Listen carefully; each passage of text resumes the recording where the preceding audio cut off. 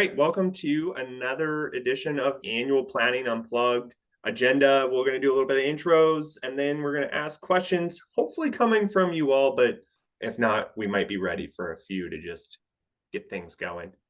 So housekeeping, feel free to type questions into the Q&A box at any time, and then I'll just kind of pick those up and address them as we go.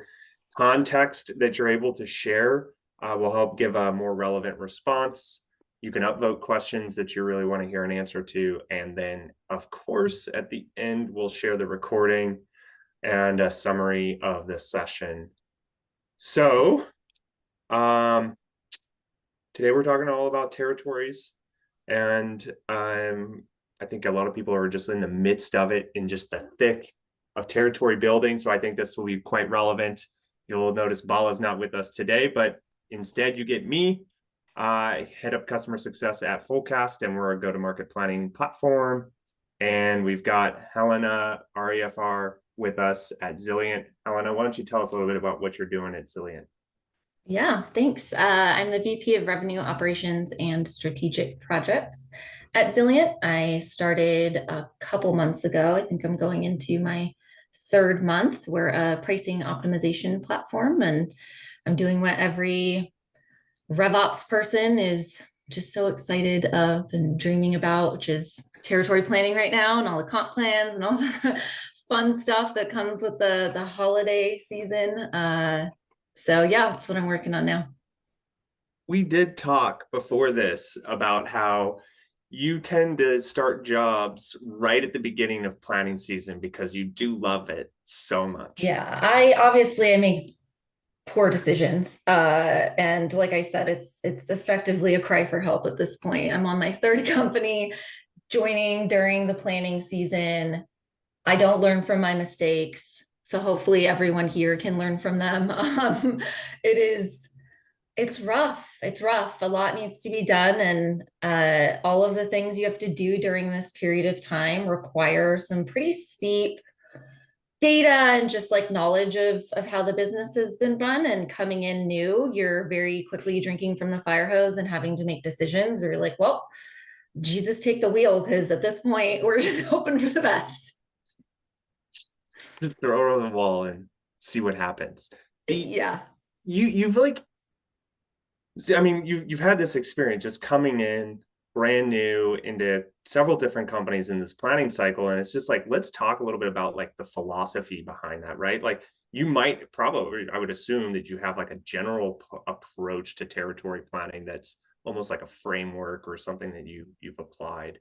I'm just curious to hear what maybe some of your thoughts are. You would think so. Thanks for assuming I'm structured like that. No, I do to some degree. The first thing I do is probably annoy everyone around me because I ask a lot of questions. I mostly want to know what worked, what didn't work, what have you tried, what did people hate, what did people like, and then why. I think that's also a key factor in there, because you can talk to a lot of people and say, well, what was the strategy before? What were you doing the last go around? And they'll describe something and go, oh, it totally didn't work. And then you're like, well, why didn't it work? And they're like, well, the round robin approach doesn't work because nobody's designated as the person who assigns accounts into a region. It's like, okay, well, not Sherlock Holmes, but I think we just cracked the case of like how you can resolve that. So it's not the Yeah. strategy, it's that it wasn't executed properly. So I think just uncovering what's already been done gives me a better idea of which kind of route to go. And then once I've picked that route, then I start looking at like, well, what was the data quality like? What are we looking at for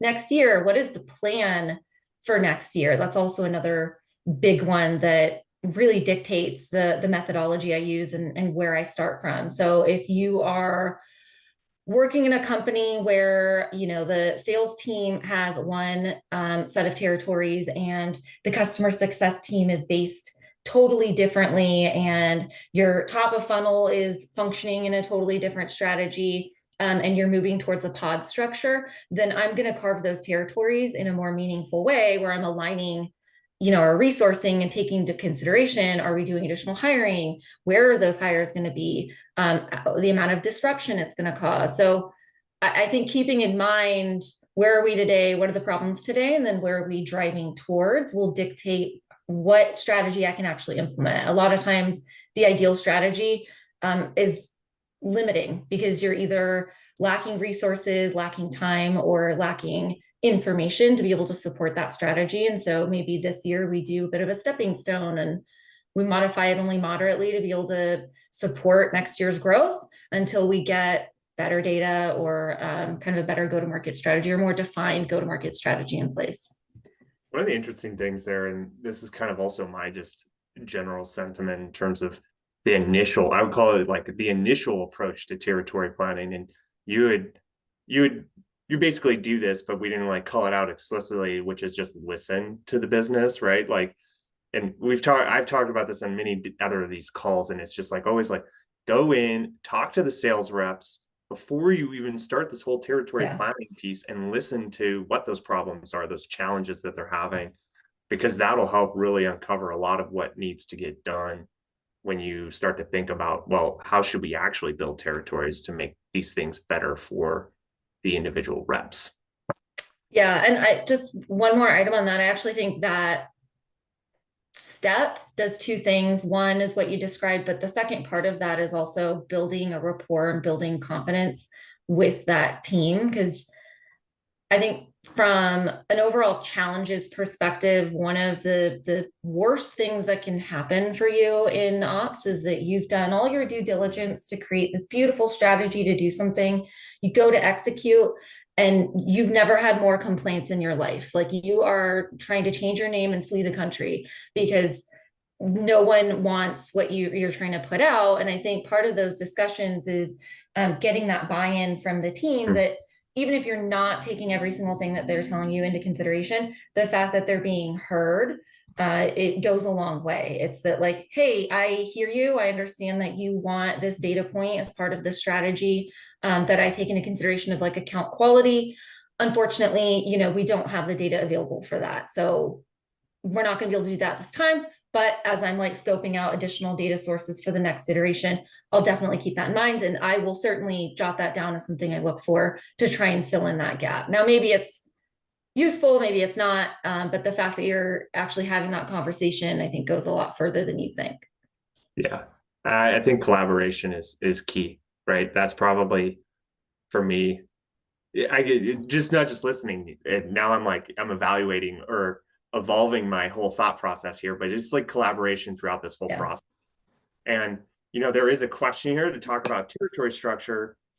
And certainly and I'll ask this in a bit, but like the territory structure is what everyone focuses in on. And I think that's always important, but the collaboration aspect between all of the different stakeholders is probably the best philosophy going into this. If you can have that mindset of like, I'm going to collaborate with everybody here as much as I can to understand what needs to happen, then the structure will kind of like appear magically in front of you.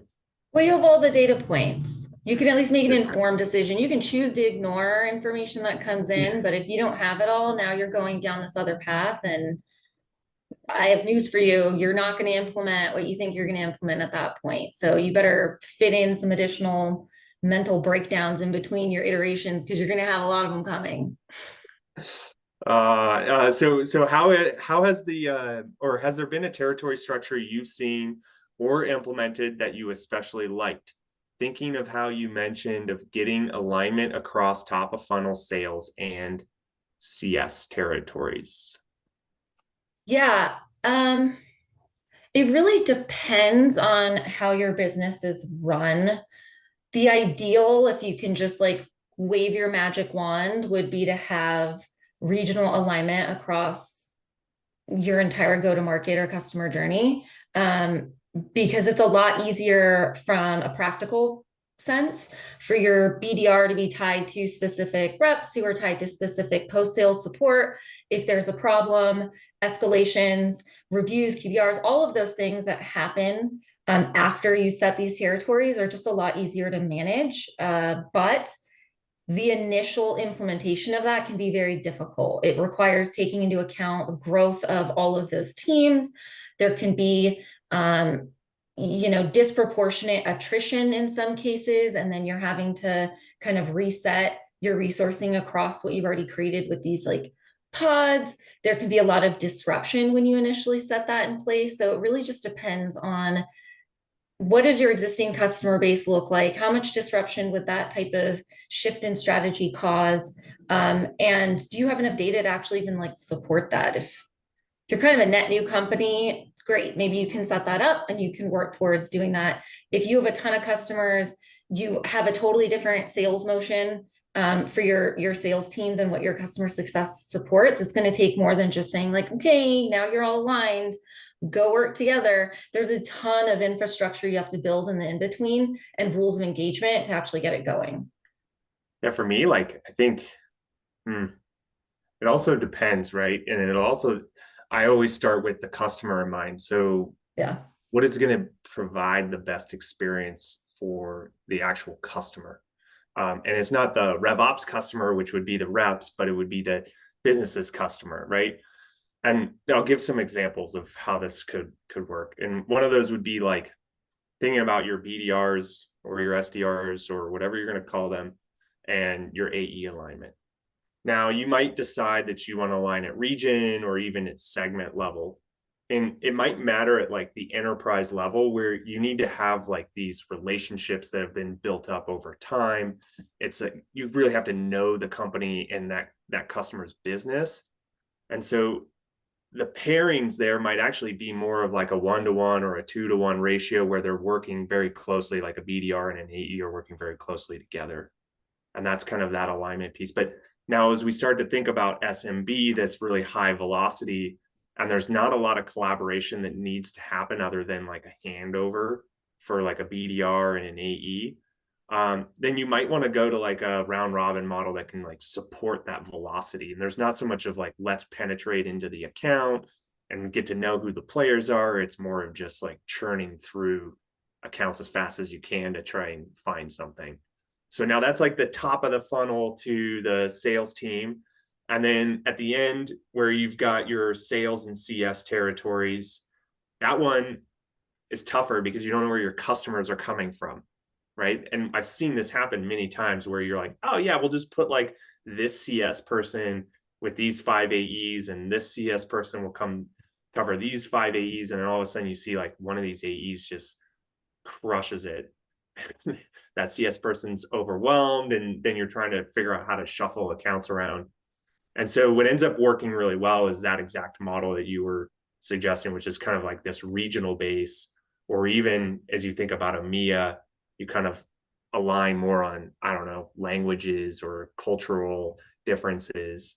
That way the CSM gets the customer, right? That's the pairing that you want to optimize for. And I think the last thing I'll say to that is just trying. This is just a try to avoid having 50 AEs and one CSM tied together, because you do want some of that collaboration, especially if you've got like that upsell and expansion piece where depending on who's responsible for that will matter. So not always gonna be perfect, but reducing that ratio as much as possible makes it easier on the CSMs. It's a long way. Agreed. Got nothing else to add? I had to just solve the whole thing. No, you solved It's it. We're perfect. done. Thanks. Yeah, you just Great. regions, segments, Perfect. and then everything else. Great. Yep. Yeah, done.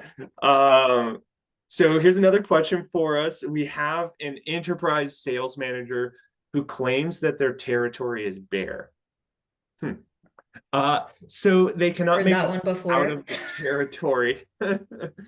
How do we make sure sales reps will have easy and difficult accounts in their books of business / territories? Yeah. That's really where creating value to your accounts, like scoring them in some way, really helps.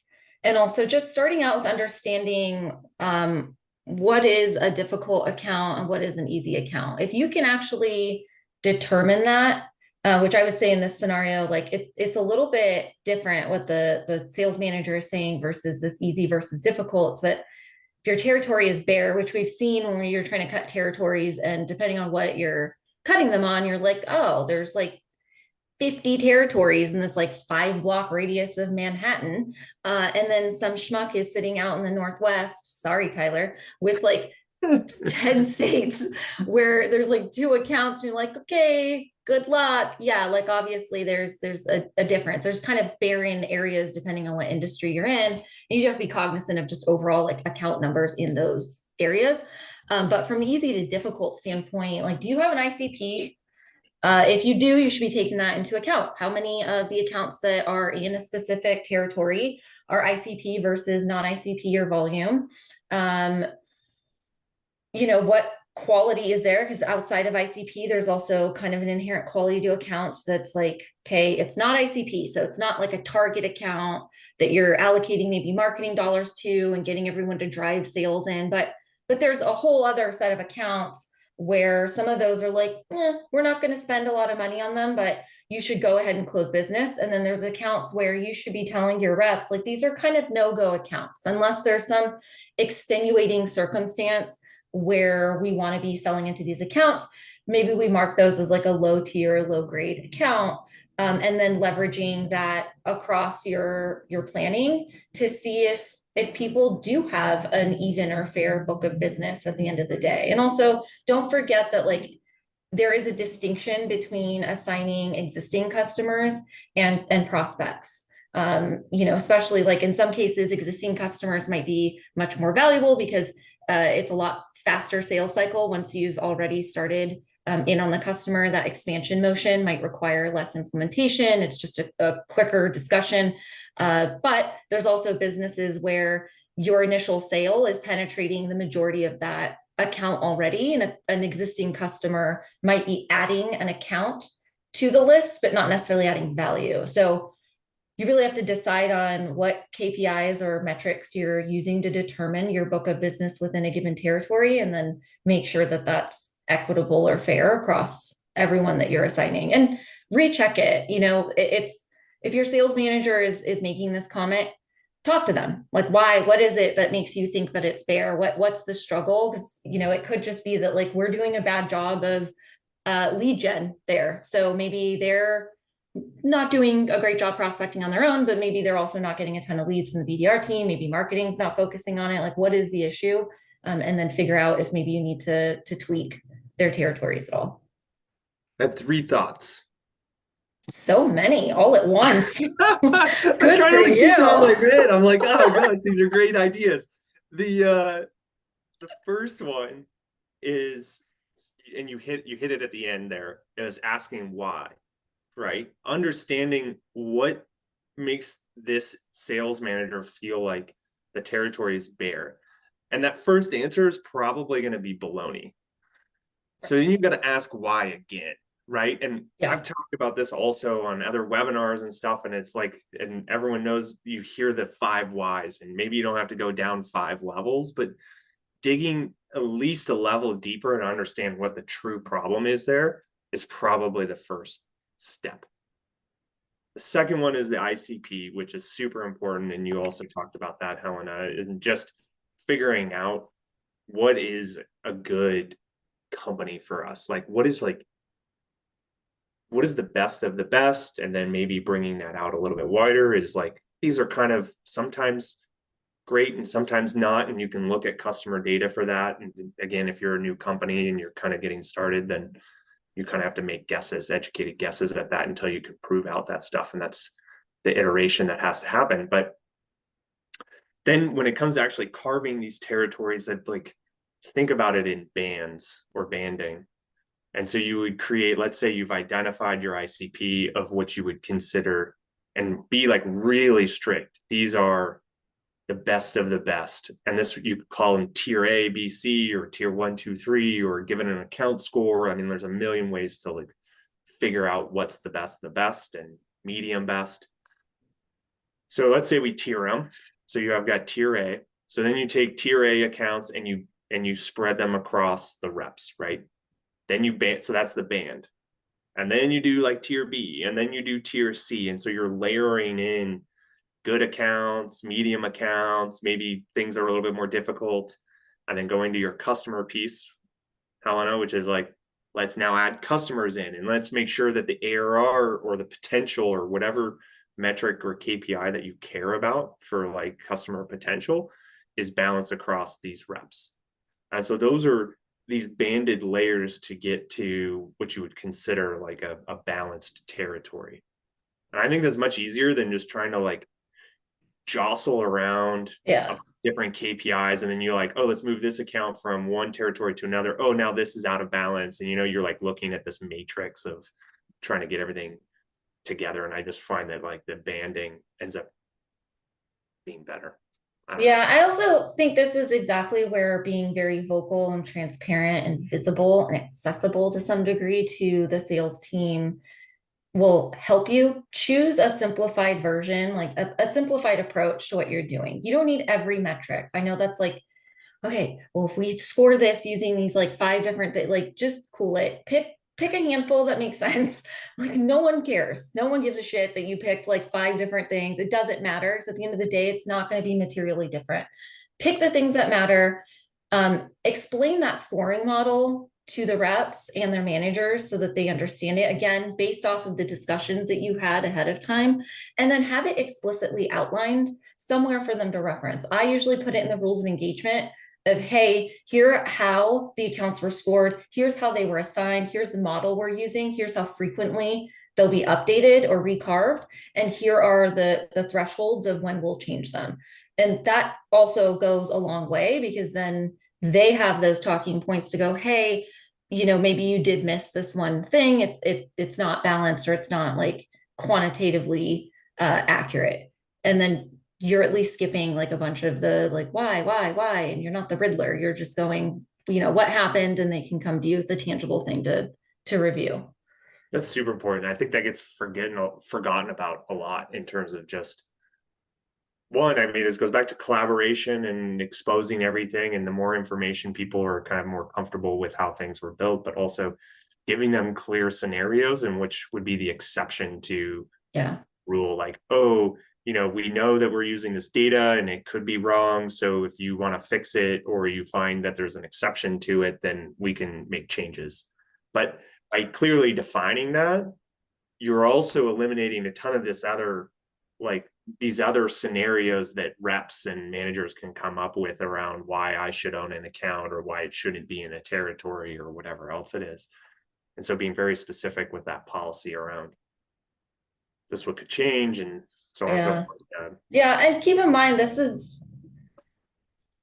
and comp plans, I think, are two of the most sensitive deliverables or outputs from ops, and as they should be, right? They like impact someone's livelihood at the end of the day. And so you want to be thoughtful about it as well. And what looks fair may not be equitable, and what looks equitable may not be fair in all cases. So keeping that in mind and taking into consideration that there are valid times when someone's bringing you an issue and that you should review. But then for every one of those, there's also just like, nice try, Steve, like try to get me again, like we're not having this conversation again.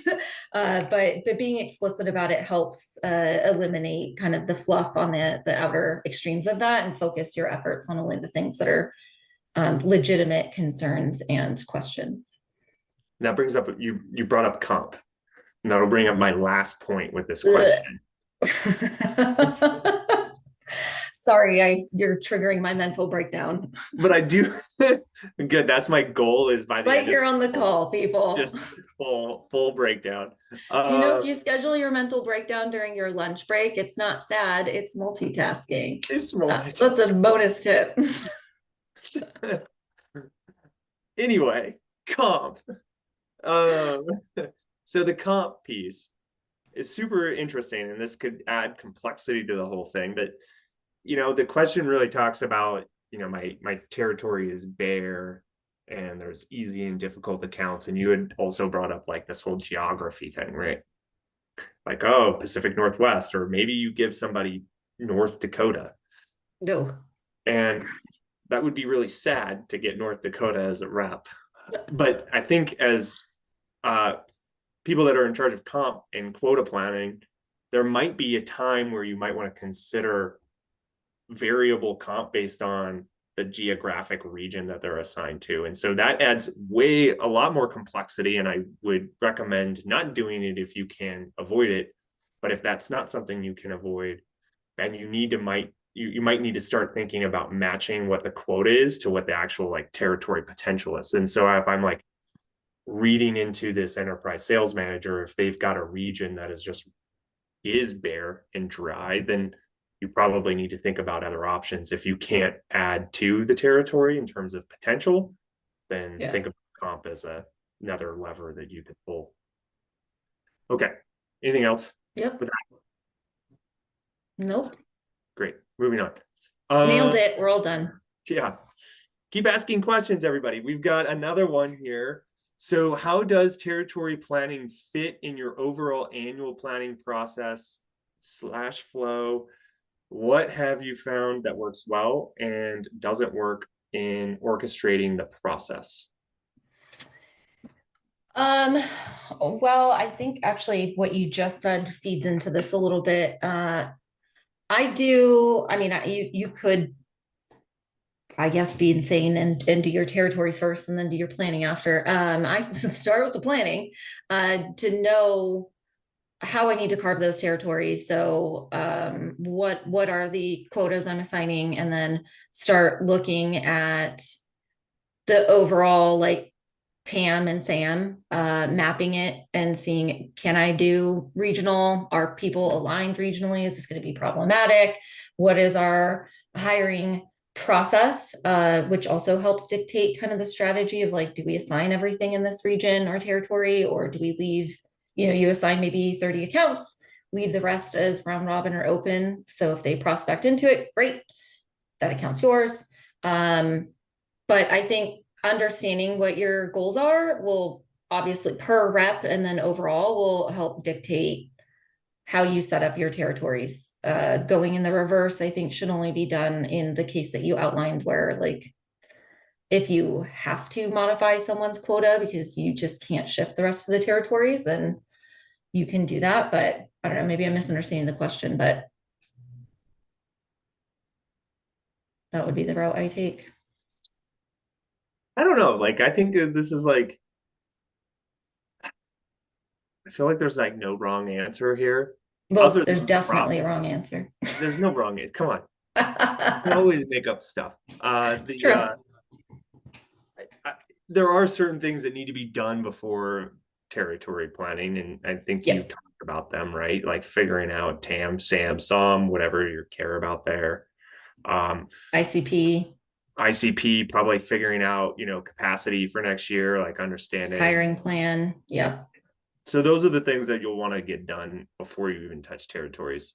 Now, quota for me, and this is particularly because of just, I think, how Fullcast, the tool that we have, works, is that the tops down piece can certainly be done beforehand, because you kind of do that with the capacity and you're trying to figure out like, here's the number and we're going to start to push this down and then we'll figure out head count from there. But the bottoms up for us can come after we build territories. And the reason for that is that the bottoms up is looking at territory potential, right? So we built these territories, and even if we like balance them evenly across the 10 reps, we can then roll up some kind of metric, whatever that might be. You might be looking at like a conversion from like a territory potential or like a bookings potential number to closed one, or a historical like a historical attainment number by rep or by segment. And so those are things that you would roll up to kind of review your tops down versus bottoms up based on the territories you built. Doesn't have to be that way, because you probably could do the tops down, bottoms up before you do territories, but just because of how we've orchestrated this in the tool, it's certainly more of this like bottoms up afterwards. And then you're like reconciling those numbers, and that might be like adding more potential into the territory, changing the quota number, whatever that might be. And that typically will happen afterwards. And you put in like your TBHs, you know where they're going to go, you build territories for them, and so on and so forth. So I'd say that could go either way in your world, depending on what fits and how you really think about quota planning. But Yeah, I think it also depends on what everyone else needs as well and what the timing is for the rest of the company. Because typically, I think I work bottoms up on quota, and that's easier for me to think about in terms of like I want to make sure that the existing reps and the logic I'm using just makes sense at an individual level before I start rolling it up, and then I kind of do cross checking to see, well, what does that amount to, and what if we add new hires? But typically that ask, even at like a single rep level, and the information I need at a rep level is being asked of me early on. And the territories are like, I don't want to say an afterthought for everyone else, but kind of like it does. The territories almost impact a smaller subset of people. The board doesn't care about the territories. The C-suite doesn't care about the territories as much. It's more like, give me the tangible numbers. And so I typically do it the other way, but I think that's just been because of the condition I've been put in. So, and the timing of like, if I'm doing the top down, I don't that territory planning in between of getting the individual numbers and everything, like that doesn't exist. Tyler, what kind of world are you living in? It's a perfect world. Everything works. You have The all the time in the this world. this is an interesting point, right? Because you're right. The business usually is going to ask for answers around the numbers as it pertains to targets and quota before you even like territories. You could really even think like territories are very tactical. Like Yeah. when you think about balancing territories, it's a very tactical thing, which can be done after all this planning piece. But there's a piece of me that also feels like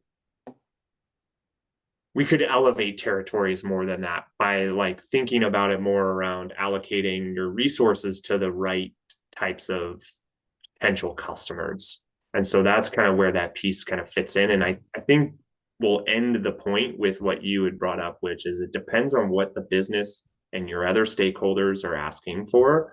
And that will probably help figure out, what to do when. Keep in mind one more item on that. The thing that territory planning does do, at least for me, is in a lot of ways it dictates where the hiring occurs. So if you're doing your capacity planning and you need to hire 10 more reps, that starts now, right? Nor because you need to be able to plan for their ramp. Uh, Knowing where to hire those people will really help if you have a very kind of account rich area. You can say, okay, well, 4 of these hires should be in New York, versus adding more people to the poor Northwest. And so that piece, I do think, the territories does help drive, and that's a little bit of a forgotten value to being able to do that exercise early on before you just start like, well, I don't know, just hire wherever you can get a candidate, and then at that point, like, you can try to align territories regionally to where that candidate lives, or just accept that they're going to have to travel if they're given a territory that's way outside of their home area. Or they're just Or they don't travel. It could be you just have a business where they don't travel for sales. So okay. I feel like we beat that one up. mhm. All right. Which tools or systems, this is from Chad, which Hi, tools or Chad. systems do you consider most valuable when viewed through the lens of sales planning? Spreadsheet? Well, yep, the hero, Excel, keeping businesses running for like 50 years. Are you Excel or Google Sheets? No, we're not a Google. Okay. We're not a, yeah. No, Excel, legit Excel. I gotta say, I love how many times it crashes. That's my favorite part of using Excel. Um, yeah, Excel single-handedly caused more tears in my life than anything else. But unfortunately, Excel, even if you have a system, just in general, that's like the backbone of how things start, and then you dump your data into some other system. But uh, in general, while I really liked using Fullcast, that was very helpful. And then also leveraging your CRM, for me, it's been Salesforce. But yeah, I think it just depends on where you're at in your planning cycle and what portion you're doing. Some tools are great for doing all sorts of things. Some tools are better when you dedicate them to specific portions of it. So it kind of just depends on if you're Frankensteining stuff together or if you're picking a whole tool. But I would say, and I've not been paid to say this, Fullcast was a great tool to use for the planning process and territories for sure. Yeah, I feel like Chad set this up. I don't know. I didn't even tell him to do that. Neither did you. Yeah, I But did it. So for me, yeah, obviously, and this is going to be the non full cast Kool-Aid version because I could just say here like full cast is all I would ever need in territory planning, but I'm not going to do that. unbiased. The definitely like spreadsheet. I don't care. I go back and forth between the two. I'm agnostic, so it doesn't matter. But Yeah. some kind of spreadsheet thing is weird. Yeah, right. So I usually have to like Google like, okay, how does this formula? I know this formula in Excel, but I don't remember what it is spelled differently or whatever. Anyway, um, so that the CRM super Yep. important because everything hinges upon that, right? Like all your data is in there, all the history, everything else. Um, some sort of data provider, don't care who, but you got to think about, your customers, your business, find the data provider that fits your needs. But you're probably going to want to augment what's in the CRM with additional data as you start to think about your like TAM, SAM, and SOM, right? Because you're not going to have all of the world and all the accounts in your CRM. So as you start to think about next year and hiring and all of that stuff, you're probably going to need to think, oh, maybe we need to add some accounts into APAC, or we're going to go after France. So we need to think about bringing that stuff in to the CRM. I'm not saying you add it into the CRM, but I'm just saying you're going to need that. And then probably, depending on how complex you are, some sort of a BI tool. Excel. That sounds rough. I don't know. I would say like as you get like further on down the line, you're probably gonna want you have all your data going into a data lake or a warehouse or Yeah. wherever, and you're gonna want to query off of that. So that's that's it. I mean, there's a ton of tools out there to do like account scoring and white space and whatever else you want to do, and you can go crazy when you start to think about that process and you have your like fundamentals in place. But I mean, I don't see those as essential because you can just do all that stuff in Excel, right?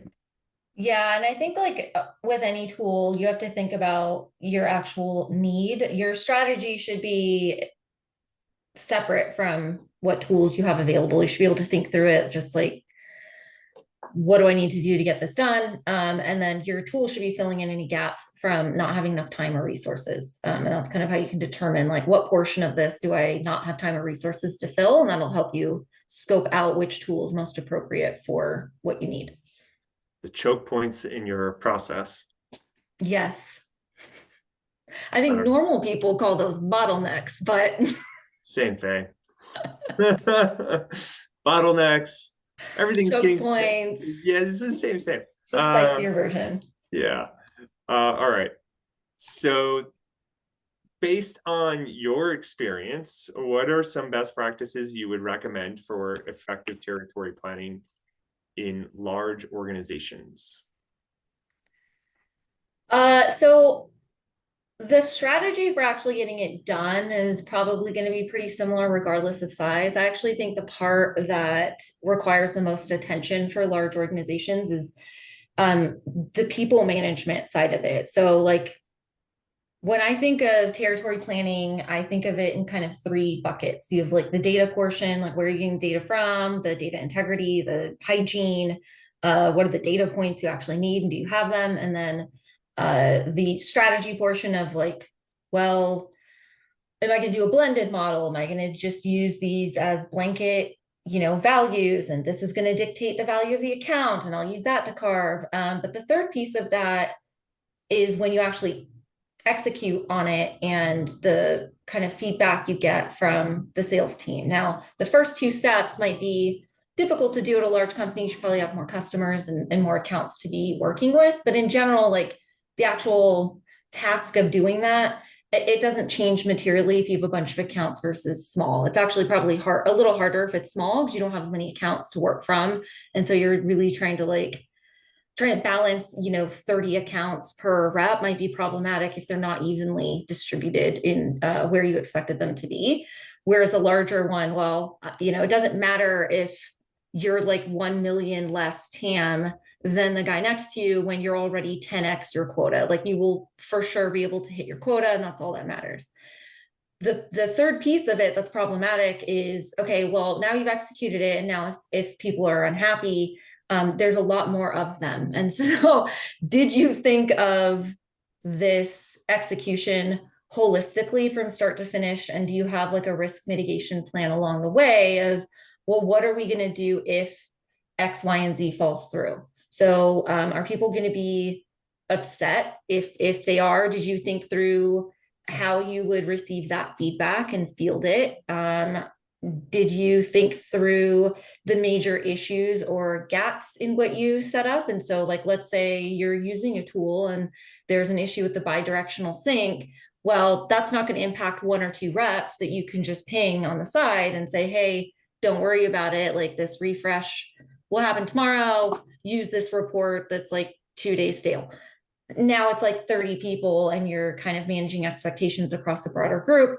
What are your plans to do that, and how are you going to get this fixed? And then, also causing a lot of disruption. It's easier to do when it's a larger organization, because the more people you have, the more accounts that they've held on to. And now you have to put a lot more thought into like, okay, well, if I'm changing where they're going to be assigned, there's more handoffs that have to happen, and just a lot more things changing hands, and creating some organization to how that's done, and some structure and guidance on how you want that done. At a smaller company, it's like, well, okay, Bob and Joe, like just meet up and talk about the accounts that you're transferring to each other, done and done. And it's not a big deal because Bob's next door and you can go ask him. But at a larger organization, that could be, you have a handoff with 20 new reps that you're handing your accounts to, and then 15 that you're getting accounts from, and those aren't always the same people. So thinking about the whole process and how much of that can you get ahead of by just creating a little bit of a plan to address things ahead of time. Just so even if you don't have a great plan to address them, at least identifying what the potential problems might be with that many people, and getting everyone organized is half the battle. Plan for a plan. Plan for a plan. Yeah. I really like the change management aspect you brought up. I think that's super important. That always gets forgotten about. Letting everybody know what's going to happen, when communicating that out to the organization, because certainly that'll help mitigate a lot of the chaos post cut over or go live, whatever you want to call it. But that's super important. Thinking through that, spending time with that. It's painful and it sucks. But it's just so important to do it. So there's that. And then going back to the plan for a plan, I think it's really important also, because you're going to have the larger organizations have many different operations people involved, not even just the stakeholders, the sales reps and sales leaders, but operationally you have a bunch of people doing a bunch of different things, and being really clear with objectives, goals, and timelines for things for everybody to get stuff done, so that they know when to do it, what they need to be doing.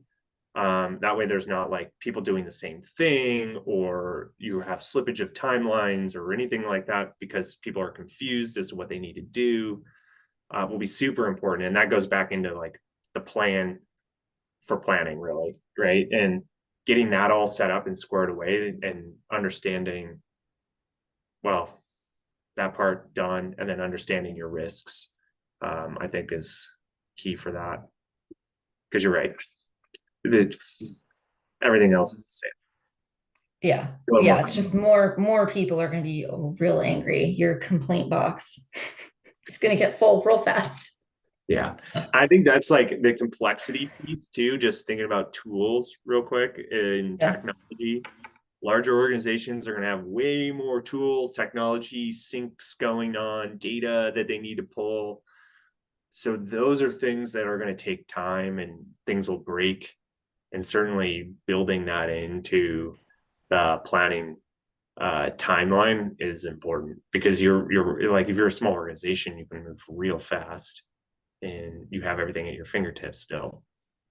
It might Yeah, you not. can move real fast, or you can afford to ignore some issues, Yeah, right? that's Like probably that's also, you can sidestep any issues you have with the tool a lot easier in some ways because everyone's kind of used to rolling up their sleeves and just going, "Ah, this thing's a little broken. It's not that big of a deal." But at a Mhm. larger organization, that communication is like you're posting in a whole channel where you're like, "Hey, you have another issue. Here's how it's going to impact you. So sorry. Okay, bye." So I think I'm that's, going on yeah, vacation for 2 weeks.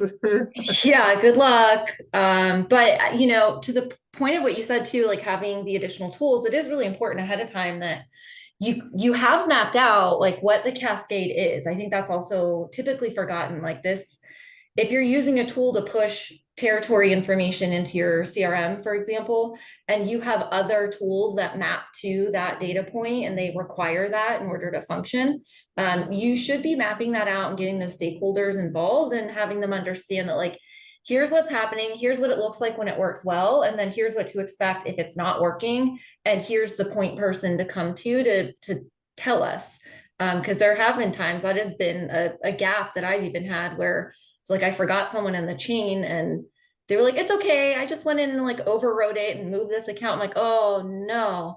Which at the end of the day didn't matter because we had things set on refresh, but in their head, they had already taken care of the problem, closed the ticket out, and moved on with their life. And in reality, the next refresh moved the account back into the original territory. And now Joe and Steve, my fake sales reps, were very unhappy. So just having that mapped out and clear can be really helpful. Yeah. Uh, no more questions from anybody. We've answered them all apparently.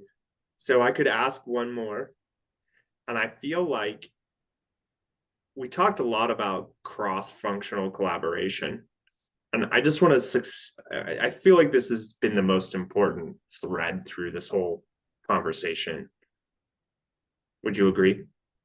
I think it's typically the most important thread in every RevOps discussion, but yeah.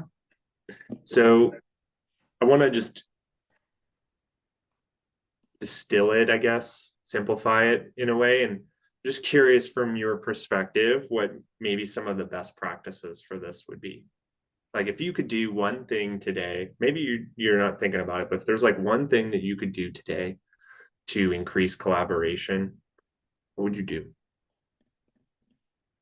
Um, like in preparation for territory planning or in general? Sure. Uh, I mean, in an ideal world in general, for a lot of the outputs and work that RevOps does, it would be great to have enough time to sync with the exact stakeholders you need from every functional group every week to talk through what you're working on. That's just not feasible with the amount of work that needs to be done and the level of people, like the decision makers that are needed to get a lot of this stuff done. It can be for like a temporary period of time, but really like planning for any big RevOps decision like strategy requires talking to all of the decision makers in every functional group. And that's really difficult to do, especially this time of year, because everyone's scrambling to get their stuff out the door. And unfortunately, all of our stuff relies on what they're doing. And so you're kind of the recipient of decisions in a lot of ways before you can develop your own strategy. Like product, what is the actual strategy? Are you fixing this thing? Are we collapsing these products into one? Are we planning on pushing these other products? Are we sunsetting another one? Okay, cool. What about like ICP? Is that changing based off of this? Like there's a lot of pieces that are constantly moving. And so if I could wave my magic wand, I would have a direct path to get that information immediately and not have to wait. But unfortunately, one thing changes somewhere in that cascade, and now all of a sudden you have to like go back through and interview everybody to see how it impacts the piece that they're involved in. So how do you do it? Like you said this at the beginning, and I'm just like this would be your magic wand, but you obviously do this today. Yeah, I'm just annoying. I go ask, I'm like the Riddler at their door, and I'm like, I'm so sorry. It's me again. Hey, I know you told me to stop asking you questions, and I respect the restraining order, but I kind of need more information. I just you ask. I mean, there's no way around it. There are some things that you can create assumptions around, and that's also part of the decision-making process as you work your way through RevOps. So I think that is like a key piece of working your way through your career too, is understanding what's okay to create assumptions around, that you know enough to be like, well, I have A and D, and I know kind of what could be in the middle, and based off of industry standard and what we should be doing, it should fall somewhere here. Great, I'll just make the decision, executive decision, move on. Unfortunately, like when you're starting out, you don't feel comfortable enough to make that decision. At some point, when you do, it makes life a little easier. But for the most part, like there are things that I just make sure I highlight both across the board and to the C-suite to let them know, like, here are my requirements in order to get these pieces out the door. And if I'm making assumptions, I'm also very explicit about what those assumptions are and the caveats around them. And I think like anyone who's worked with me probably has been overly irritated with the amount of like risk mitigation and how risk averse I am. But I would rather give you more metadata and caveats and information explicitly for you to have at your disposal and decide that you don't accept what I've given you than to make a bunch of assumptions and just like kind of gloss over the fact that some of them were just that. They were assumptions not rooted in tangible data. Makes sense. So just be annoying, kids. I like it. I'll remember this one. The last one, just because I'm curious also. This might be a, there's no answer, I decline. But did you see anything changing with territory planning? Like in the thing here is like future trends or anything like that. And I'm just curious if you've like logic, how you go about planning.